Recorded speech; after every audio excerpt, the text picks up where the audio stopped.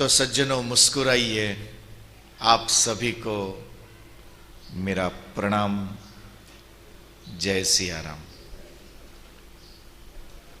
हनुमंत निवास आश्रम के इस पावन प्रांगण पर माता सुगन देवी जी की पावन स्मृति में आयोजित श्रीमद् भगवद गीता के इस प्रथम अध्याय के इस चिंतन शिविर में आप सभी का स्वागत है।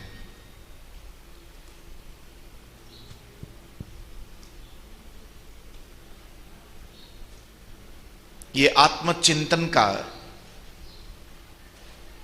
ये आत्मनिरीक्षण का प्रसंग है।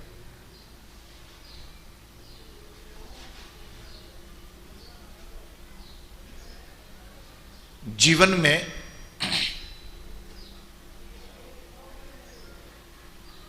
आत्मचिंतन, शांति, सफलता और ऐश्वर्य की यात्रा के लिए एक आवश्यक वैचारिक अवस्था है।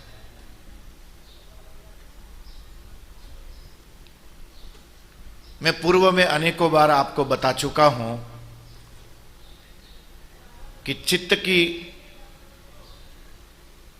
तीन अलग अवस्था होती है। एक अवस्था विचारहीन अवस्था, जहां बस जो हो रहा है, जो आ पड़ती है, केवल आप उसको रिएक्ट करते हो। बहुत बार तो ऐसा होता है कि उसमें भी चूक जाते हैं। कभी कभी नहीं होता है कि कोई मूड खराब करके बैठा हो मंदिर में, अब कुछ तो बात करनी, मिल गए, अपने गांव के थे, अपने शहर के थे, वहां दिख गए, और भाई साहब कैसे है, बैठे हैं। वो एकदम से भड़क के जवाब देता है, तो क्या बैठूं नहीं तो क्या कूदूं? अरे महाराज, कोई आपको पूछ रहा है। कभी कभी तो हम परिस्थिति को ठीक से रिएक्ट भी नहीं कर पाते हैं। विचारहीन अवस्था, जहां कोई संवेदना नहीं है, चित्त की एक सुषुप्त अवस्था, जो आ पड़ती है उसके साथ लड़ लेते हैं। इससे ठीक विपरीत निर्विचार अवस्था, विचार यहां भी नहीं है, विचार वहां भी नहीं है, बस दोनों में अंतर इस शिविर के प्रथम दिन और आज विराम के दिन के बीच की जो अवस्था है, बस यही अवस्था होती है। प्रथम दिन 2 बजे से पहले मन में चिंता हो रही थी, पता नहीं कैसे होगा। उससे बोला है भाई तू ये देख लेना, उससे बोला है भैया तुम ये जरा संभाल लेना, उसको बोला है भैया तुम समय से आ जाना, ये कर लेना, वो कर लेना। फिर भी मन में चिंता रहती है कि पता नहीं कैसे होगा।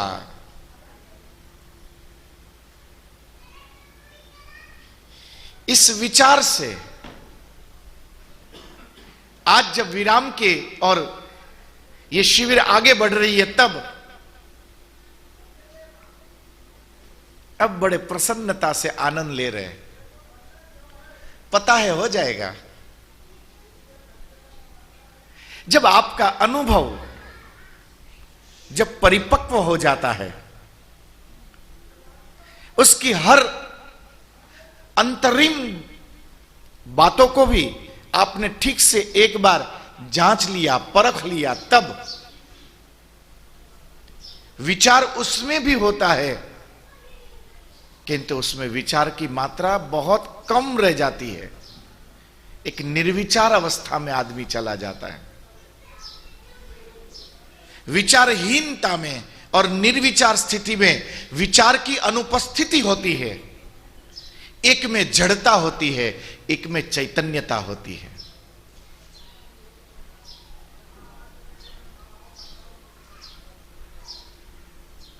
जो सोवत है वो खोवत है, जो जागत है वो पावत है। उठ जाग मुसाफिर भोर भई, अब रह न कहां तू सोवत है। ये निर्विचारिता से जो चैतन्यता उपलब्ध होती है,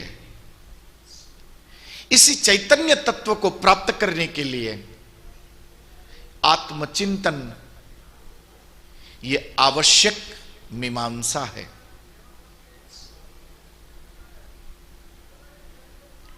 आत्मचिंतन इसका अर्थ है कि हम विचारहीन जड़ता से ऊपर उठकर निर्विचार की चैतन्यमयी समाधि तक की अपने जीवन की, अपने अंतःकरण की एक यात्रा को संपन्न करवा दे।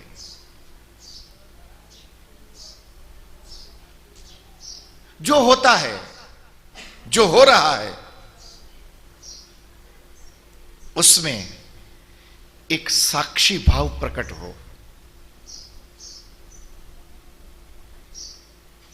जिंदगी के भी कुछ पड़ाव होते हैं।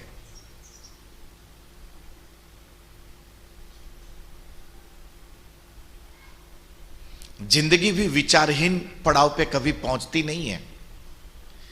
जब कोई विचारहीन पड़ाव को छोड़ देता है, तभी इंसान की जिंदगी में प्रवेश करता है। मैंने पहले ही दिन बोला था, आप भैंस को देखो, एकदम विचारहीन, जा रही तो जा रही है।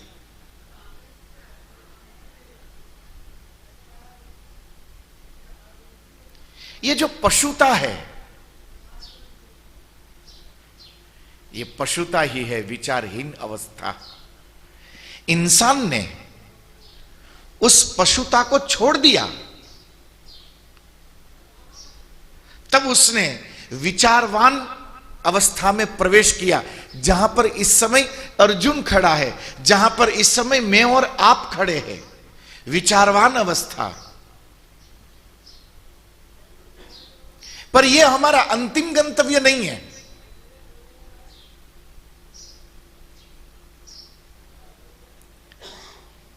जब तक आप इस अवस्था में रहेंगे ना, तब तक तनाव, अशांति ये आपका पीछा करेगी।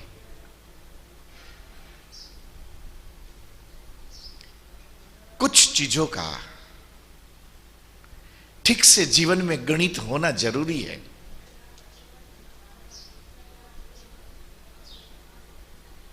अपने अंतःकरण में एक प्रकार की संतुष्टि यह आवश्यक है। आज जो व्यक्ति यहां इस सभा में जितने लोग आप बैठे हैं, आप जो भी व्यक्ति जहां पर हो, इस ऊंचाई तक पहुंचने के लिए केवल आप अकेले नाकाफी हो। यदि आप ये सोचते हैं कि मैंने ये किया, तो आप विचारवान अवस्था से विचारहीन अवस्था की ओर जा रहे हैं। ये पतन की ओर गति हो रही है कि ये मैंने किया। ये संभव नहीं है। आज हमारा इस ऊंचाई तक पहुंचना, इसके पीछे परिवार के संस्कार, परिवार के बड़े बुजुर्गों के मार्गदर्शन, गुरुजनों का मार्गदर्शन, ये जिस क्षेत्र में हम हैं, उस क्षेत्र की भौगोलिक समता, विषमता, वातावरण,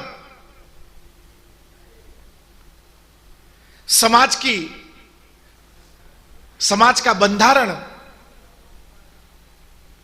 आपकी शिक्षा, इन सब के बीच में आपको प्राप्त हुए अलग अलग अवसर, उन अवसरों में भी आपने जितना सही परफॉर्म कर दिया, आपने उसको ठीक से निभा लिया और उससे जो आपको सफलता उपलब्ध हुई, आज उसी सफलता के शिखर पर आप व्यक्तिगत रूप से अपने अपने तरीके से खड़े हैं।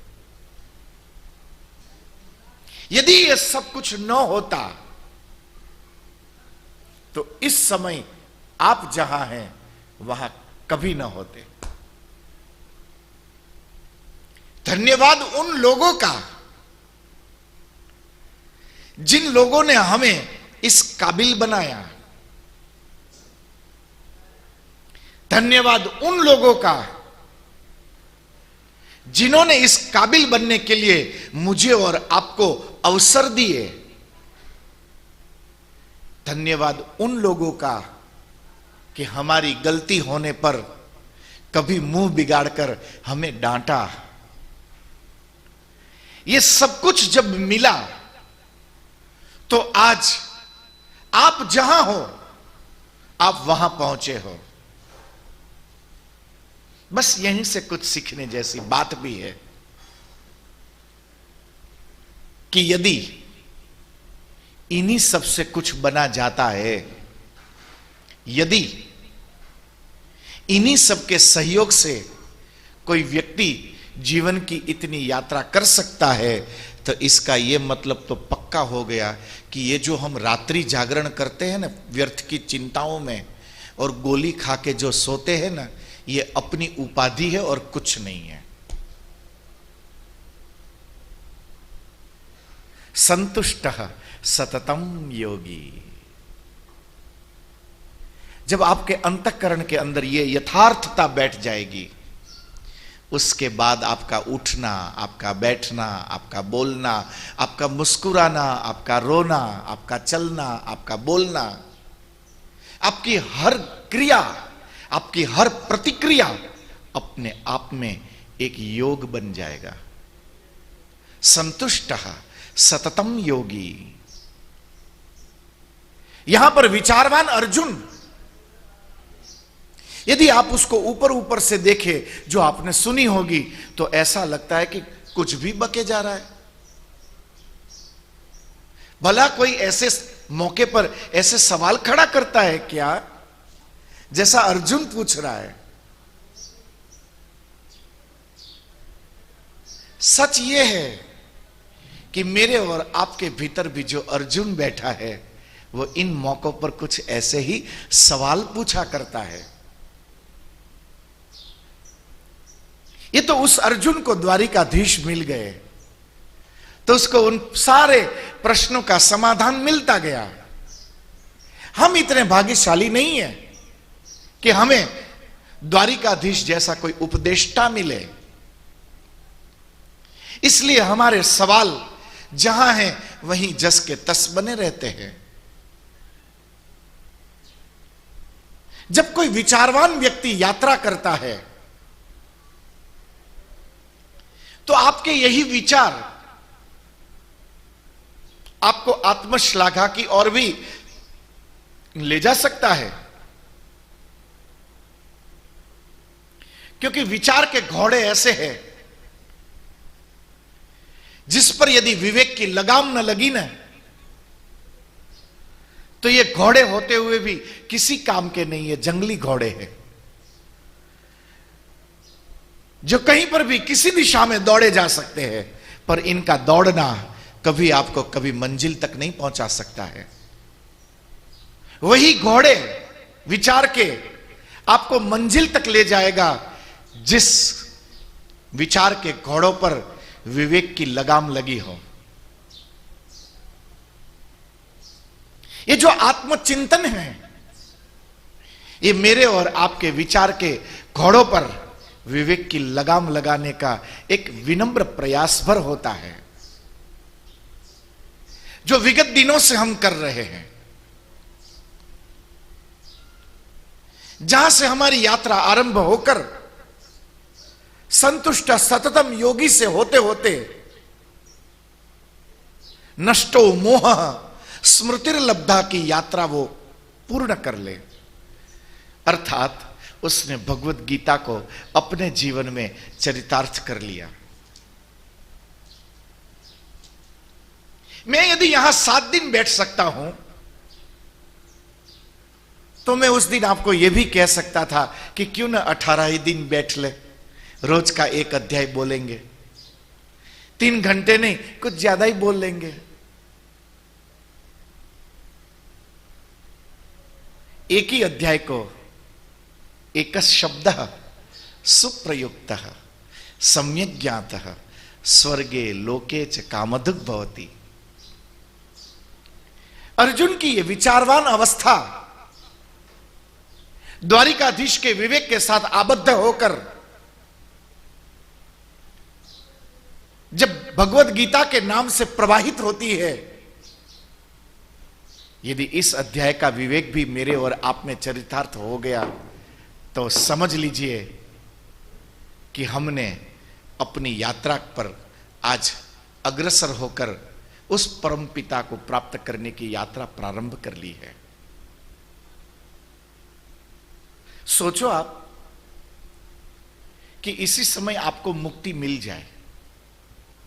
सबको तो चाहिए मुक्ति ही, पर इसी समय विमान यहां लैंड हो जाए तो सब इस दरवाजे से भागोगे। हजी घणું काम बाकी महाराज आ तमे आ शू कर्યું। हमारी विचारवान अवस्था यही मुझे और आपको इस जीवन की मुक्ति की यात्रा तक आमंत्रण देती है। जीवन के चाहे कैसे भी प्रश्न क्यों न हो, इन प्रश्नों से कभी भी मुझे और आपको नीचा देखने की जरूरत नहीं है। प्रश्न उन्हीं को उठते हैं जो विचारवान हैं। आप रात को सोते हैं, सुबह उठते हैं।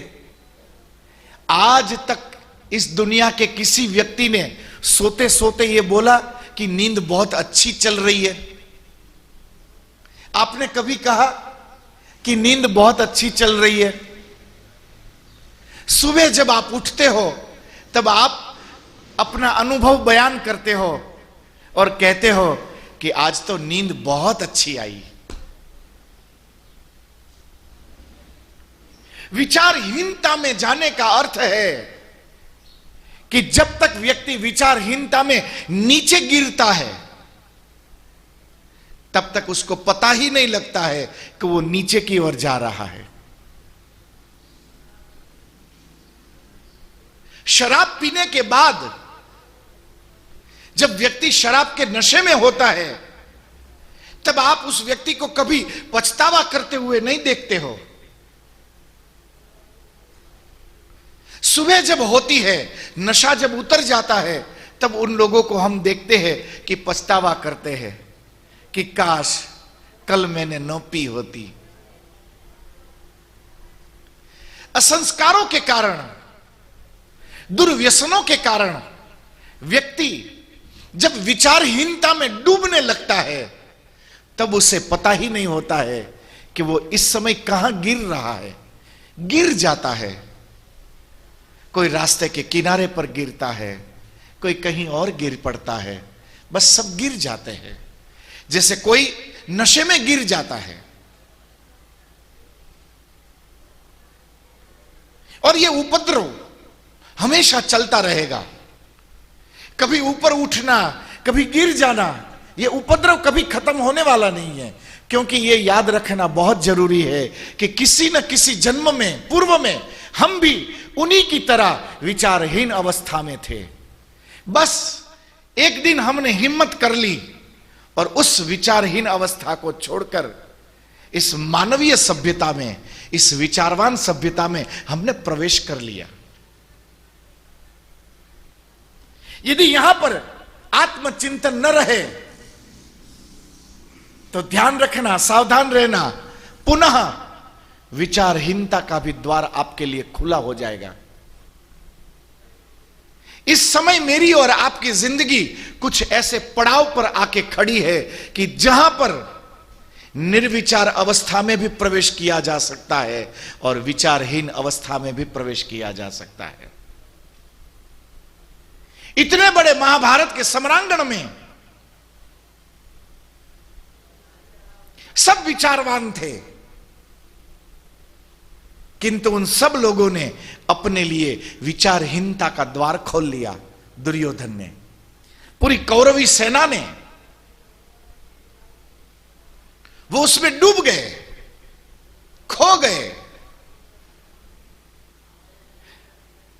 जगत गुरु शंकराचार्य जी के शब्दों को यदि याद करें तो पुनरपि जननम पुनरपि मरणम पुनरपि जननी जठरे शयनम इह संसारे खलु दुस्तारे कृपया पाहे पाहि मुरारे।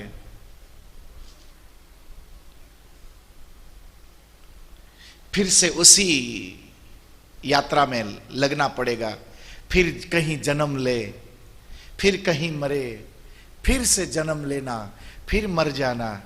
ये तो कितनी बार हमने कर लिया है। विधि शास्त्र ऐसा बताता है कि मानव जन्म तब प्राप्त होता है जब व्यक्ति 84 योनि की यात्रा को संपन्न कर ले। एक शिक्षा की यात्रा है ये, इसे बोझ मत बनाओ, ये बोझ नहीं है।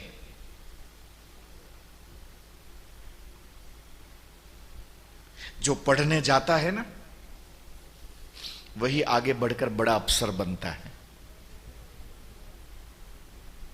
जो स्कूल में भेजो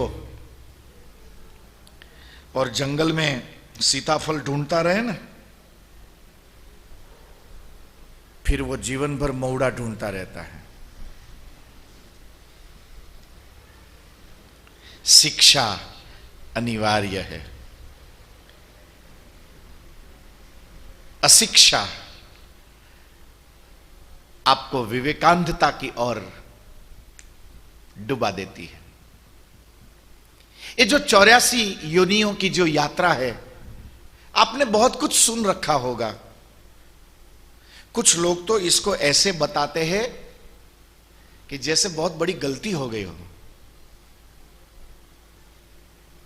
पर उन सारे अनुभवों को लेकर चलना जरूरी है। फिर भी इंसान को कितने अनुभव याद है?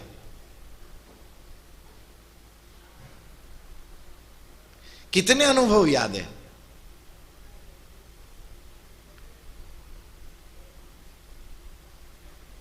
सन 3021 में, अभी 2021 में है, सन 3021 में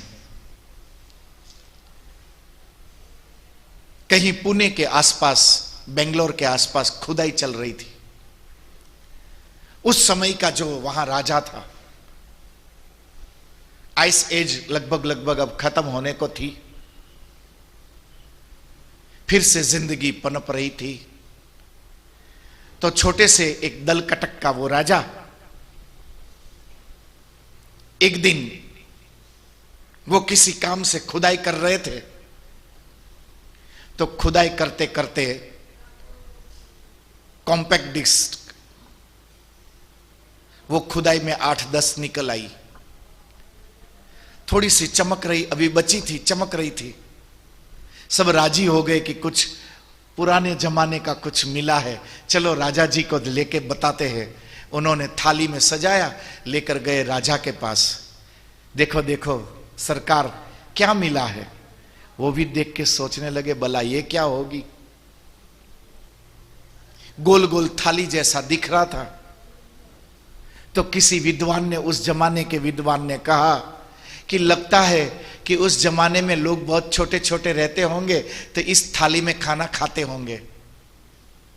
राजा ने कहा, वो बात तो समझ में आ गई कि उस जमाने में थालियां छोटी होती होगी, पर यह नहीं समझ में आ रहा है कि इसमें बीच में छेद क्यों है।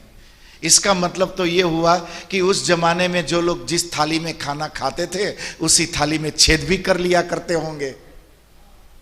हम 84 योनि में होकर निकले हैं, पर क्या हमने उन पशुओं से, उन पशुता में से जो सीखने लायक बातें थी, क्या हम सीख के याद रख के आए हैं? विचार जरूरी है, आत्म मंथन इसलिए जरूरी है कि वो जो बातें भूल गए हैं, बस इस जन्म में हम गलती न कर बैठे। मानव जीवन एक दहलीज है।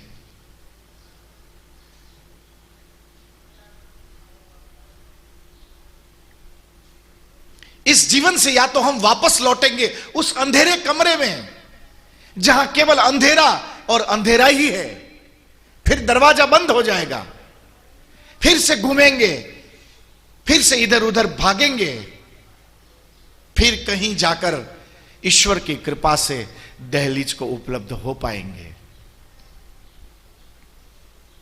एक दूसरा भी है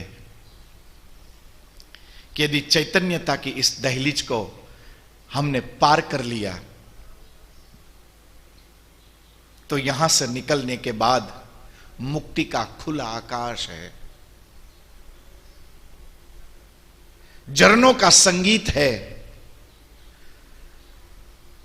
पक्षियों का केकारव है, ऋतुओं का आनंद है, स्वर्ग भी यही है, नरक भी यही है। जो लोग निर्विचारिता में वापस लौटते हैं वो अपने अस्तित्व को नरक की ओर वापस ले आते हैं, और जो निर्विचार की अवस्था में आगे बढ़ जाते हैं वो मुक्ति के उस खुले आकाश में एक पक्षी की तरह उड़ने के लिए अपनी पांख फड़फड़ा लेता है। इन शास्त्रों का मनन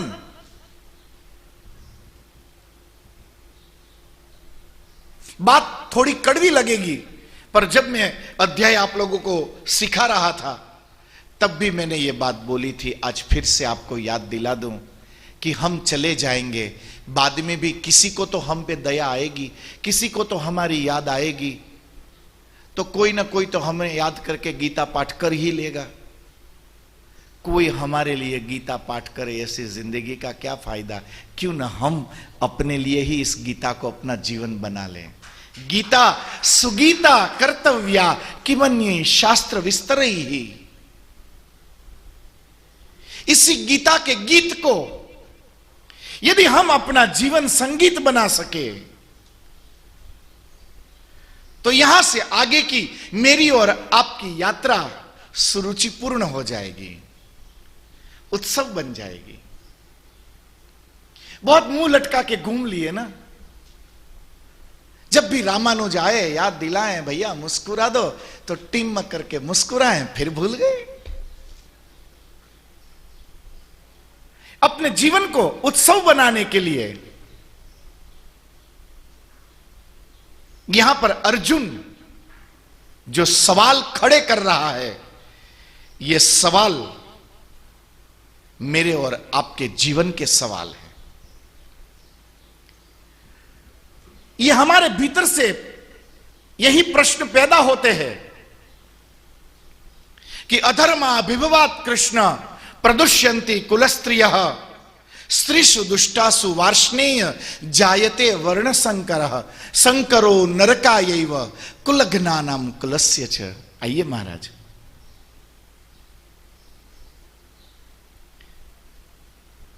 संकरो नरकायैव कुलघ्नानां कुलस्य च पतन्ति पितरो येषां लुप्त पिंडोदक क्रियाः। उदाहरण विधि से उठाया, शब्द विधि शास्त्र के है, किंतु चिंतन आत्मदर्शन का है।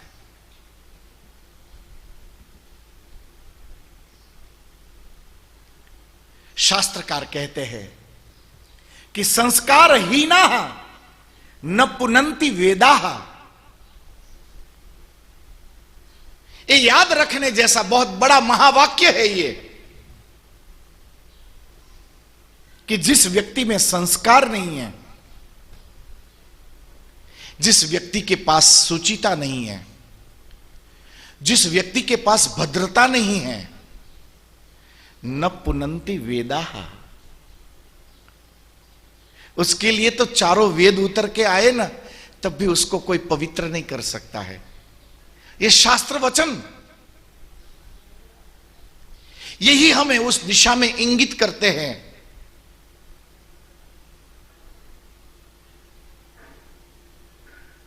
कि जो 7 बार पाठ कर कोई, छूट ही बंदी महासुख होई।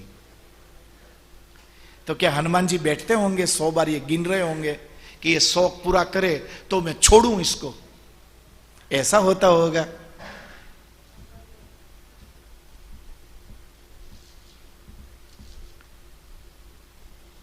वो तो जब आपके मन में संकल्प उठता है ना कि चलो हनुमान चालीसा करे, बस वो तो उतने में राजी हो जाता है। अभी आपकी हनुमान चालीसा शुरू भी नहीं हुई है, केवल आपने सोचा कि चलो, वो हाजिर हो जाता है। पवन तनय संकट हरन, आपके जो भी इष्ट है, इति संस्मृत्य संस्मृत्य, बस एक बार उसकी याद, उसमें भी यदि एक बार उसको पुकार लो, सोने पे सुहागा हो जाए।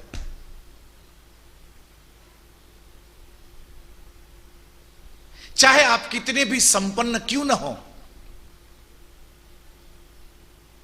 चाहे आपके पास कितना ही सोना चांदी क्यों ना हो,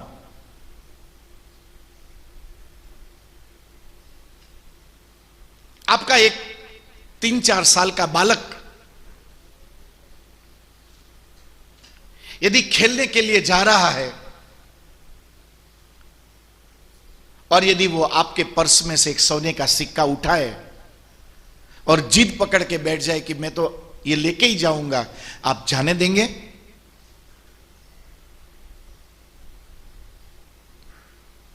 ये आप भी जानते हो, वो जानता हो न जानता हो नहीं पता, पर आपको पता है कि सोने का सिक्का आखिरकार इसी का है। पर उस समय आप उसको लेकर नहीं जाने देंगे। क्यों नहीं जाने देंगे? क्योंकि अभी उसमें इतनी परिपक्वता नहीं है। किसी अपरिपक्व व्यक्ति के पास, यदि किसी अपरिपक्व व्यक्ति के हाथ में यदि सत्ता दे दी जाए, यदि किसी अपरिपक्व व्यक्ति के हाथ में यदि संपत्ति दे दी जाए, यदि किसी अपरिपक्व व्यक्ति के हाथ में यदि कोई कार्य सौंप दिया जाए, तो वो कभी सही नहीं कर पाएगा, केवल वो उसमें बिगाड़ा ही करेगा। इन मंत्रों को गाते गाते धीरे धीरे वो मंत्र आपके भीतर चैतन्य को प्रकट करता है।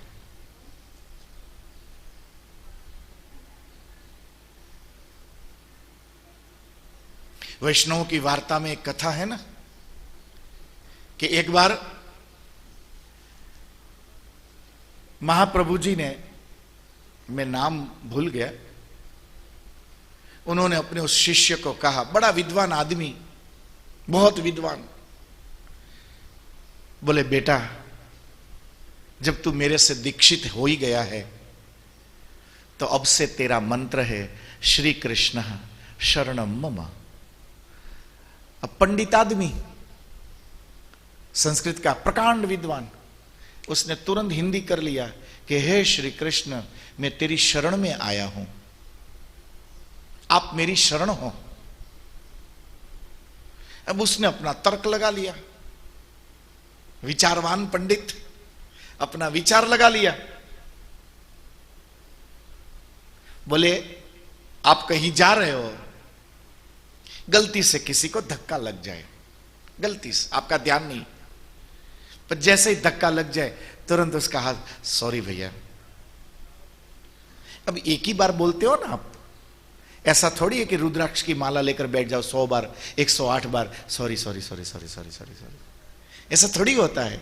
तो श्री कृष्ण के सन्मुख जाकर यदि एक बार आपने वास्तव में कह दिया कि आप ही मेरी शरण हो, मैं आपका शरणागत हूं, तो बार बार ये बोल बोल के उसका क्या माथा दुखाना। पंडित जी ने सोचा तो उसने एक बार श्री कृष्ण शरणम मम महाप्रभु जी के सामने बोल दिया। महाप्रभु जी अपने घर, पंडित जी अपने घर, महाप्रभु जी की सेवा में थे, वो पत्तल की सेवा करते थे। शायद हरि राय जी, पर मेरी गलती भी हो सकती है, पत्तल की सेवा करते थे। एक दिन पत्तल के लिए हरे पत्ते लेने जंगल में गए, टिमरू के। जब जंगल में गए उनका ध्यान नहीं था, और जिस पेड़ के इस तरफ वो खड़े थे उसी पेड़ के उस तरफ एक बाघ बैठा था, इन्हीं को देख के घुर्रा रहा था। जब नजर चार हुई तो पंडित जी को लगा डर, और जब डर लगता है ना तब व्यक्ति अपनी वास्तविकता में वापस लौट जाता है। अब इनको बहुत कुछ याद आने लगा। इसमें याद आया महाप्रभु जी की वो बात कि बेटा जब भी समय मिले श्री कृष्ण शरणम मम गाते रहना, श्री कृष्ण द्वारिकाधीश तेरी रक्षा करेंगे। याद आया और उन्होंने शुरू कर दिया श्री कृष्ण शरणम मम, श्री कृष्ण शरणम मम, श्री कृष्ण शरणम मम। कहते हैं कि जो वो शेर गुर्रा रहा था, बाघ, वो एकदम से शांत हो गया। जो बस पंजा मारने के लिए एकदम उठ चुका था, वो वापस बैठ के उसने अपनी आंख मूंद ली। पंडित जी ने देखा मौका अच्छा है, निकल लो। पर जैसे ही भागे, वो बाघ था, छलांग लगाकर 2 कदम सामने आके खड़ा हुआ और ऐसा गुर्रा है। अब तो वो अब तो पता था कि जो करना है इसी को करना है, अब तो हमारे पास तो करने को कुछ बचा नहीं है। तो क्या करे आदमी, उसी के सामने श्री कृष्ण शरणम मम, श्री नाचने लगा। वो सुरता लग गई, और ऐसी सुरता लगी कि पहले बाघ की आंख बंद हुई थी, अब इसकी आंख बंद हो गई। नाच रहा था मस्त में, कृष्ण के साथ एकाकार हो गया वो। थोड़ी देर बाद जब उनकी आंख खुली, देखा तो बाघ नहीं है, सोचा कि इगल बगल में होगा, तो धीरे से आंख घुमा के देख लिया कि इधर भी नहीं है। बोला पीछे ही राह देख रहा होगा, जब मरना ही है तो वे कितने नाचे, थक गए अब नाच नाच के, देख लेते भाई, उसको बोल देते भाई कर ले यार। पीछे मुड़ के देखा कोई नहीं था, वो तो चला गया था। थोड़ा मन हल्का हुआ और वो वापस आए। जब वापस आए तो महाप्रभु वल्लभाचार्य जी मुस्कुरा रहे थे, और मुस्कुराते हुए कहा कि बेटा आज तो तुम खूब नाचे हो। अब उनका ध्यान गया, अरे महाराज मैं तो जंगल में नाच रहा था, आपको कैसे पता? तब महाप्रभु जी ने बस इतना कहा कि समझ लो बेटा कि यदि तुम्हारे 10 मिनट श्री कृष्ण शरणम मम गाने से आज यदि मरने से बच गए, तो यदि इसको जीवन भर गा लिया होता तो पता नहीं आज कितने पापों से तुम बच गए होते। और फिर समझ परिपक्व हुई, और कहते हैं कि वो जब तक जीवित रहे तब तक उन्होंने फिर इस मंत्र को न छोड़ा। जब तक जीवन में आचरण नहीं आएगा ना, बड़ी बड़ी बातें करने से, सर्प रज्जु न्याय न, तो बड़ी बात करने से कोई ना सर्प रज्जू बनेगा ना रज्जू सर्प बनेगा। आज तक नहीं हुआ। अच्छे अच्छे लोग माथा पका के चले गए, मैं उस न्याय का विरोधी नहीं हूं, बड़ा अच्छा न्याय है, पर जो आपकी चेतना को जगा न सके, ऐसी बड़ी बड़ी बातें किसी काम की नहीं। एक जो समत्वम योग उच्यते, ये जो समत्व का भाव है, ये तभी संभव है कि जब व्यक्ति का विचार नहीं, जब व्यक्ति का अनुभव अब उसको चलाता हो।